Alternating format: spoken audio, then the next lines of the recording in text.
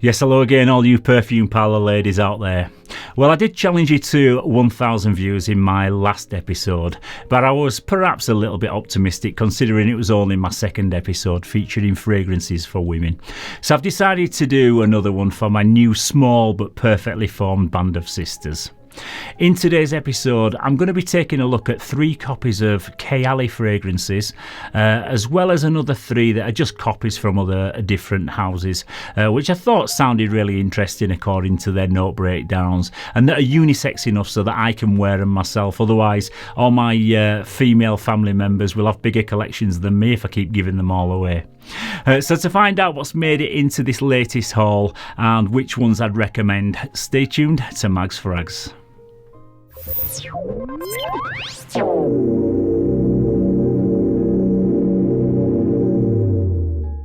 Yes, hello again everybody, and thank you very much once again for tuning into this special Women's Perfume Parlour episode of Mags Frags.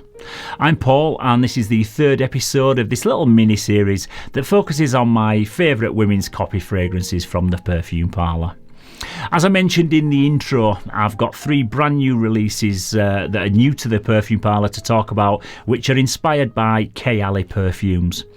I did actually order all 4 of them, but I only received 3, so I'll probably have to drop them a WhatsApp message and chase up the missing 4th one up sometime this week, and hopefully they'll believe me and send it out to me in my next order. So before I begin today's rundown, if you are interested in picking up any of these bottles that feature in today's video to try out for yourself, you can use my unique discount code to which you'll get 10% off your first order, which I'll leave a direct link to down in the description.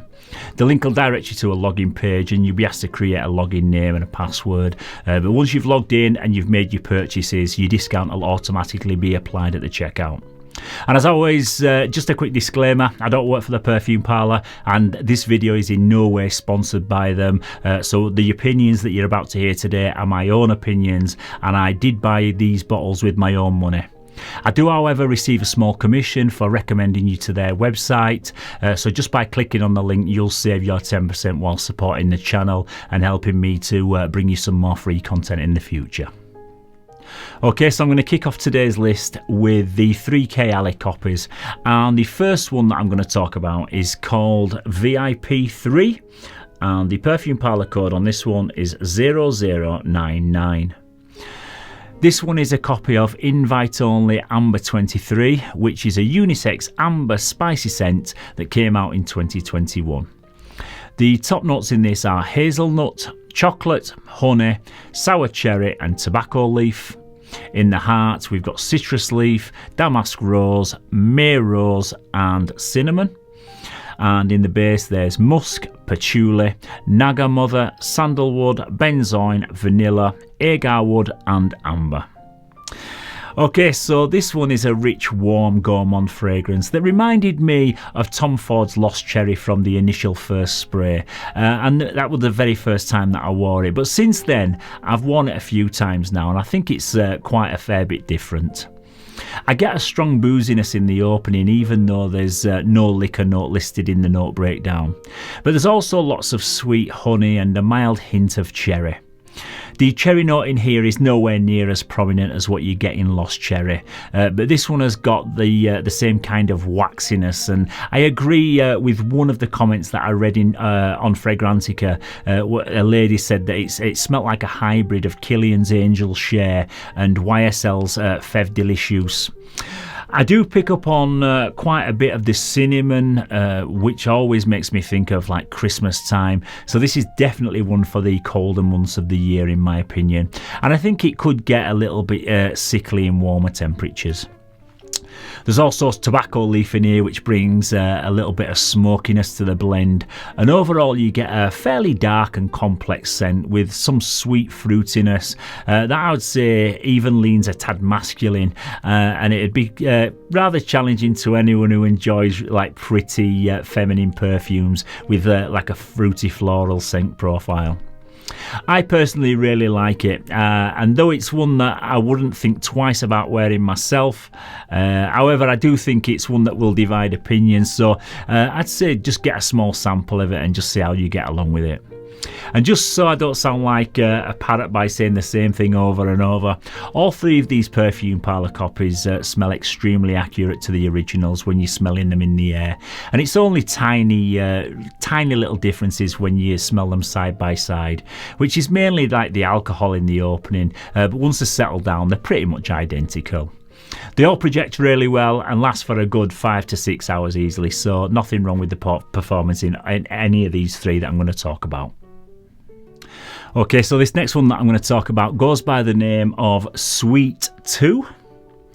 And the Perfume Parlour code on this one is 1122.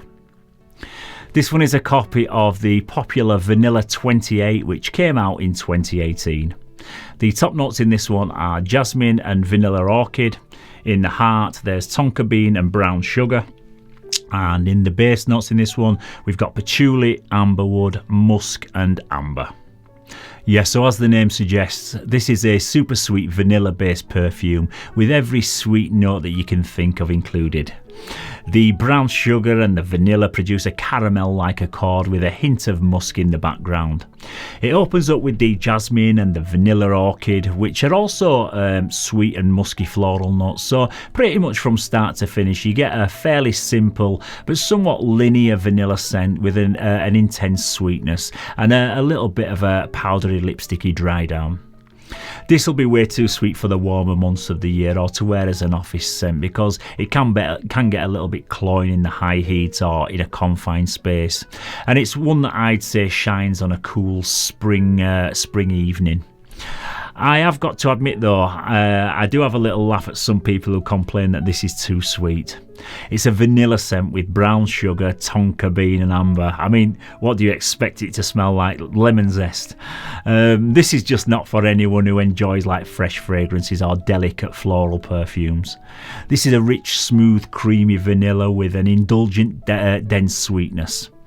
It's a treat for anyone that enjoys gourmand fragrances, and I really like how this one smells.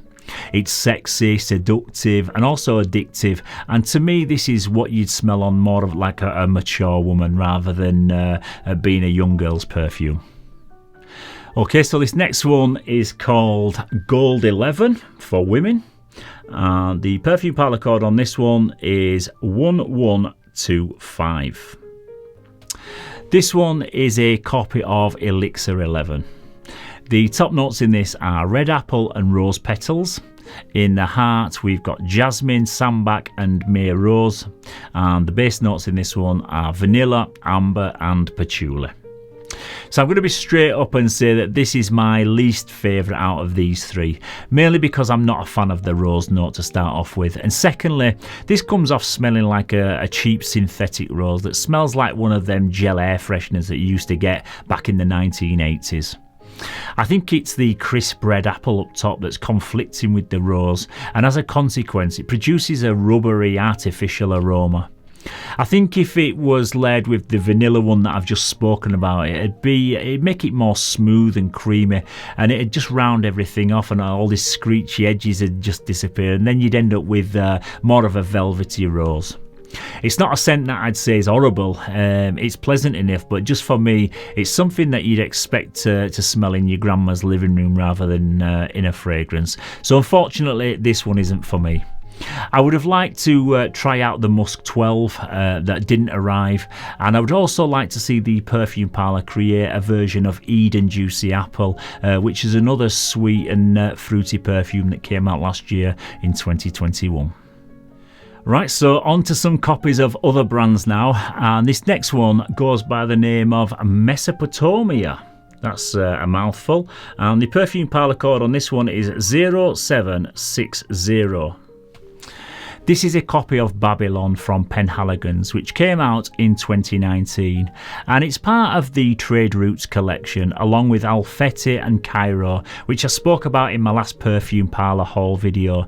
But the reason I left this one out was because I think this one is a touch more feminine out of the three. The top notes in this are coriander, nutmeg and saffron.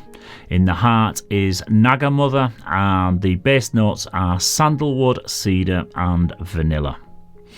This one is a beautifully balanced, luxurious smelling semi-sweet vanilla fragrance with some mild woodiness in the background and also a hint of spice from the saffron and the coriander up top. It's much softer and less in your face than the Olfactory or Cairo, so if you've tried either of those two and found them to be a bit overpowering, then this one might be more to your taste. It has just the right amount of sweetness for my personal taste, which is on a scale of 1 to 10 is around about the 6 mark, where it's sweet but it never gets cloyingly sweet or sickly. There's also the Naga Mother in the heart of the scent, which produces a combination of like earthy and a woody aroma. There's lots of creamy smooth sandalwood in this, and it's a very dreamy scent with a smooth velvety texture. It's one that seems to blend really nicely on your skin chemistry, and it makes you smell really nice but without actually smelling like you're actually wearing a fragrance, if that makes sense. It has a mild to moderate projection, and it's one that you need to be close to someone to be able to kind of detect it, so it would be great to wear in a professional setting or even like a job interview where you just don't want to choke people out and leave a negative impression. This is a classy and elegant masterpiece of perfumery with a subtle nod to the Middle East. However, if it's out and out performance and scent quality that you're looking for, then I'd still say Olfactory is probably the one to go for in this line. Yeah, it must have been a cold and wet and miserable day when I placed the order for these fragrances, because they've all been warm and comforting scents for the cold weather so far, and this next one is another one that falls into that category. This is called Gemstone, and the Perfume Parlour code on this one is 0710.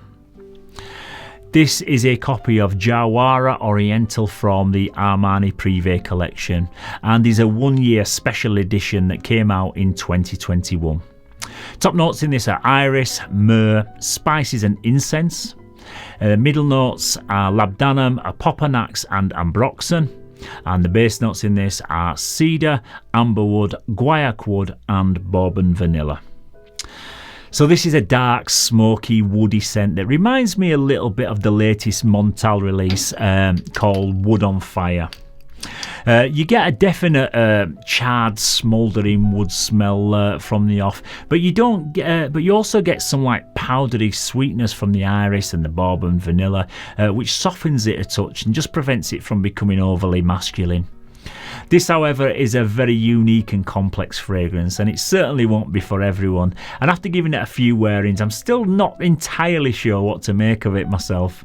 It is very addictive, and it makes you want to keep going in for another sniff. But there's a combination of resinous notes like the myrrh and the apopanax lurking in the background that to me smells a little bit musty, like a bit like a dusty old house that hasn't been lived in for a while. But then on the other hand, you've got these like sweeter, more pleasant notes that just keep you interested, which is the definition of what I'd call a challenging scent, and it's what makes niche fragrances so interesting. This is one that I would highly recommend to anyone who enjoys darker and more complex perfumes, and anyone who usually wears like fruity florals should avoid this one like the plague. I'm going to keep persisting with this one though, because I find it strangely addictive. I think I might be a bit of a weirdo, but yeah, it is growing on me for sure. Yeah, so after all them dark unisex winter warmers comes a little ray of sunshine, and this final one that I'm going to talk about today is a genuine girly perfume which is perfect for the springtime. This one is called Pursuit for Women, and the Perfume Parlour code on this one is 1390. This is a copy of Meliora from Parfums de Marly, which is a fruity floral scent from 2013. The top notes in this are red berries, raspberry and lemon essence. In the heart there's rose, ylang ylang, jasmine and tea, and the base notes in this one are musk, cedarwood and vanilla. So this opens up very bright with tart red berries and zesty lemon essence, and it's very clean, fresh and fruity with the sweetness dialed right back, and instead there's some lovely soft florals in the heart of the scent, as well as the rose and the tea note, which are fairly prominent in the dry down. This all sits on a musky base with some cedar wood and vanilla, but I don't really get much in the way of the vanilla if I'm honest. I describe this as a very pretty feminine perfume with a mass appealing and likeable, albeit a bit safe and somewhat generic scent profile for a fragrance that costs over £200 for a 75ml bottle size. However, this Perfume Parlour version is super accurate to the original with decent performance for a fruity floral, so a bit of a no-brainer at less than 1/10 of the price of the original. It's one that really suits the springtime because it has such a bright and cheerful character, but it also has enough depth to cut through the cooler air. And out of today's all, it's definitely the one that I'd be the most confident in recommending because it is very safe and it just won't offend anybody. I don't think it's as nice as the Delina or the Oriana in this line, but it's still worth picking up and trying out for yourself if you haven't already sampled it. So in summary, my personal favourite from today's list is the copy of Penhaligon's Babylon, and that's one I'd definitely wear myself without a doubt. I also enjoy the amber and the vanilla ones from the Kayali clones, but I wasn't keen on the Elixir 11 copy with the synthetic rose note. The Jahwara Oriental copy is by far the most challenging, and the safest blind buy out of this haul is definitely the Meliora. Yeah, so once again, that's about it for this latest episode of Replica Scents from the Perfume Parlour. If you're new to the channel and it's the first time you've tuned in today, you can also check out the previous 2 episodes, and you can find them in the Perfume Parlour playlist on the home page of my channel. I would really like to keep producing these on a regular basis, so please keep supporting the channel, and if you found this video useful, then tell your friends about it and don't forget to subscribe.